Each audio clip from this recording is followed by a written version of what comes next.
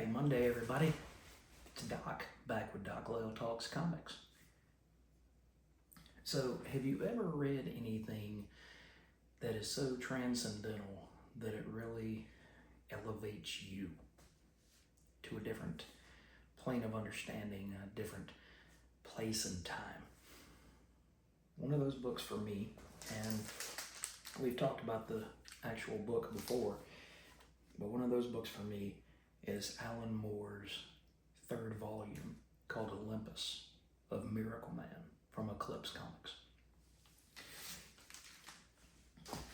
You have Alan as a young man at the height of his powers, only 3 years into his run on Swamp Thing, which he has also revolutionized to the point where you can never really look at it the same again.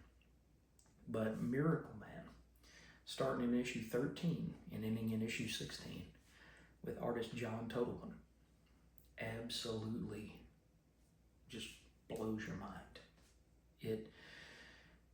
If you like superhero comics, it takes them to what the next level could be. Everybody talks about Watchmen. Watchmen is great, but it is not the end-all be-all that I believe Miracle Man actually is. It's kind of like you reading a book and then you telling your best friend, hey man, this is the greatest thing I've ever read, whether it be a fictional book or a comic book, a prose novel is what I meant to say, or a comic book, and you try to get that other person interested in what you're trying to say, what you're seeing from this like I said, transcendental, just shifting in your mind, in your heart, in your soul. And when you first meet Mike Moran in volume 1, he is down on his luck.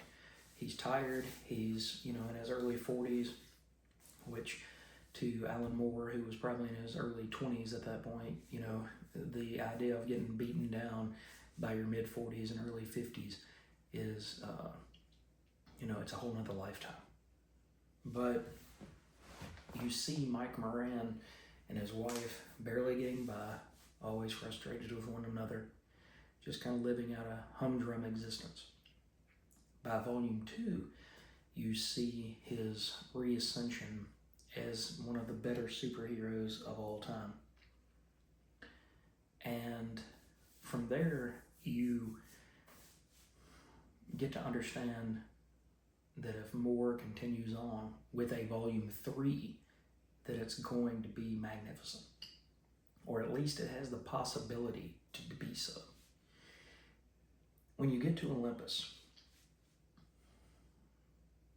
the first 2 issues start off kind of slow. Mike is shown that there's a larger world, as Robert Kirkman would say years later. Something outside of his understanding. Even as Miracle Man, who is a higher being than Mike Moran. There are, as he says in issue 13, lights from a heaven older than mine. So he comes to understand that there are beings from outer space, warp smiths, fire drakes. All of these things come together.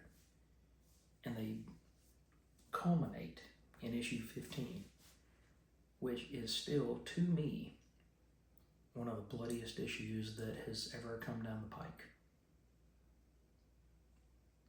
Kid Miracle Man, who is Johnny Bates, had fought Miracle Man in issue 2, volume 1.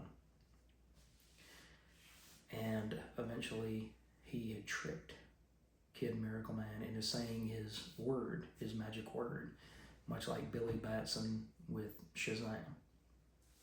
And he tricked him into saying it.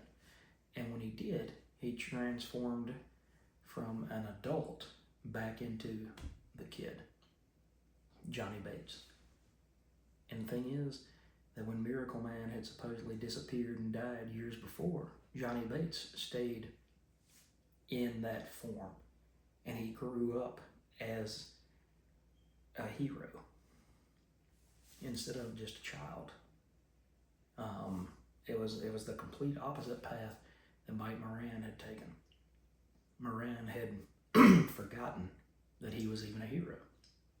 And so he went off into the humdrum of everyday life. Johnny Bates used his power, remembered, and now he's like a multimillionaire. So they fight. He forgets who he is.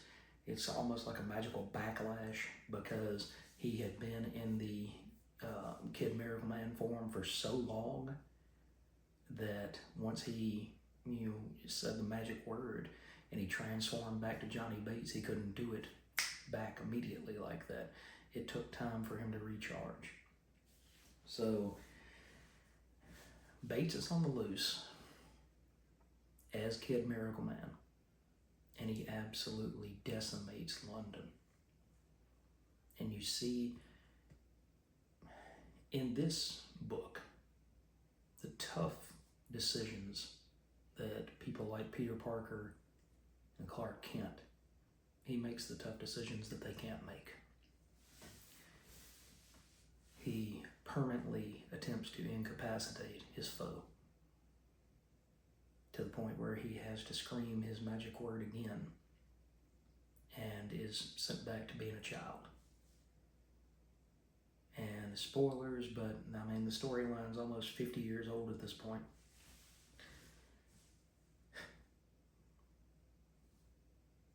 He holds him and he says, "It's going to be okay. I figured out a way to keep you from ever turning back into this character." He's like, "Really?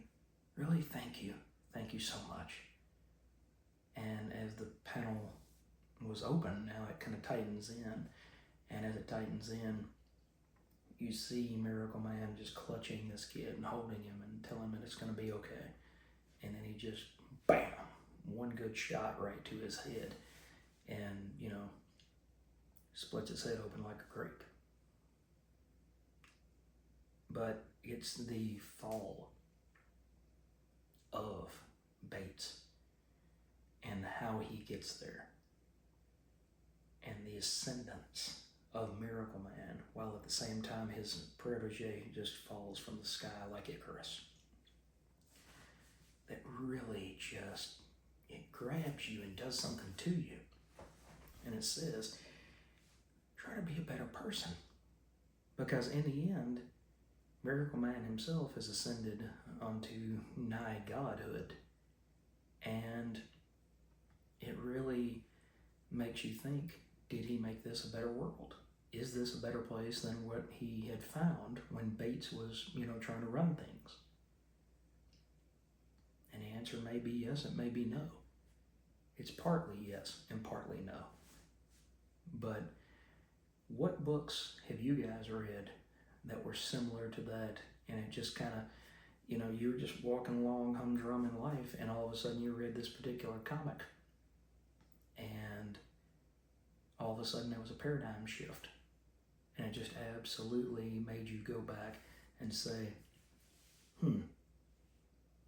how am I living my life? Am I taking care of the people that I need to take care of? Am I loving on people the way that I should? Am I being everything that I'm supposed to be? So just some, Jack Handy deep thoughts using Volume 3, Olympus of Miracle Man here. But like I said in the comments below, let me know what series, miniseries, single issue really made you go and scratch your head and walk away as a more well-informed, intellectual person. Because I think that's one thing that we're all looking for as we read these comics, is that we're not just looking for entertainment to pacify. I think we're looking for something to elevate and lift us to the next level. So, thanks for joining me on this short little expose and thought process about Miracle Man, and how that is one of the stories that really caused me to go out there and re-examine my own life. So what are some books that have done that to you guys? I would love to read those in the comments section below this video, and I'm trying to think what's coming up next. I think it'll be a surprise. So I will catch you guys in the next video. Have a wonderful day.